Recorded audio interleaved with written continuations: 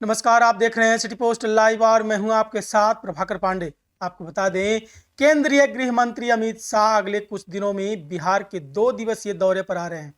इस दौरे को लेकर जन सुराज के संस्थापक और राजनीतिक विश्लेषक प्रशांत किशोर ने तंज कसा है।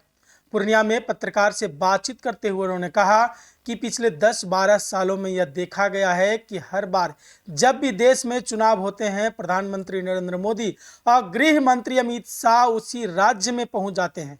अब बिहार में भी विधानसभा चुनाव पास आ रहे हैं तो दोनों नेताओं को अचानक से बिहार की याद आ गई है और वे बिहार में दौरा कर रहे हैं। प्रशांत किशोर ने यह भी कहा कि अगले 6 महीने तक जैसे ही बिहार में कोई चुनाव आता है, प्रधानमंत्री और गृह मंत्री लगातार बिहार का दौरा करेंगे।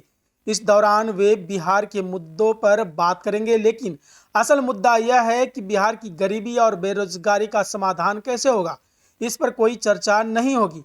प्रशांत किशोर ने अपनी बात को और आगे बढ़ाते हुए एक अहम मांग भी उठाई। उन्होंने कहा कि अच्छा होता अगर अमित शाह बिहार में ऐलान करते कि गुजरात में वहां के मजदूरों को जितनी मजदूरी मिल रही है उतनी ही मजदूरी बिहार के मजदूरों को भी मिलेगी। उनका कहना था कि दोनों राज्य के मजदूर एक ही फैक्ट्री में काम करते हैं, लेकिन गुजरात के मजदूरों को बिहार के मजदूरों से ज्यादा भुगतान किया जाता है। बिहार से वोट लिया जाता है, लेकिन सारी तरक्की और निवेश गुजरात में हो रहा है, यह नहीं चलेगा। इसके बाद प्रशांत किशोर ने एक और महत्वपूर्ण सवाल उठाया।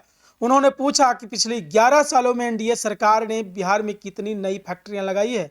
उन्होंने उदाहरण देते हुए कहा कि गुजरात को बुलेट ट्रेन मिलने जा रही है, जिसके लिए जापान से करोड़ों रुपए का कर्ज लिया जा रहा है, लेकिन बिहार में पैसेंजर ट्रेन के लिए भी मारामारी हो रही है। प्रशांत किशोर ने यह भी कहा कि अब बिहार की जनता को समझना होगा कि अगले चुनाव में वोट बिहार के विकास के लिए किया जाए, न कि सिर्फ गुजरात के विकास के लिए। उन्होंने स्पष्ट किया कि इस बार बिहार के विकास के लिए ठोस कदम उठाने की जरूरत है।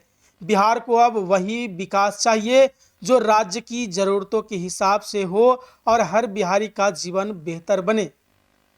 तो इस प्रकार प्रशांत किशोर ने अमित शाह से बड़ा मांग किया है। उन्होंने सीधे तौर पर ऐलान कर दिया है कि यदि अमित शाह ये ऐलान कर दें कि बिहार में पलायन रुक जाएगी, पलायन अब नहीं होगी बिहार से, और जितना मजदूरी गुजरात में बिहारी को मिलता है, तो इस तरह से प्रशांत किशोर ने अमित शाह से बड़ी मांग कर दी है।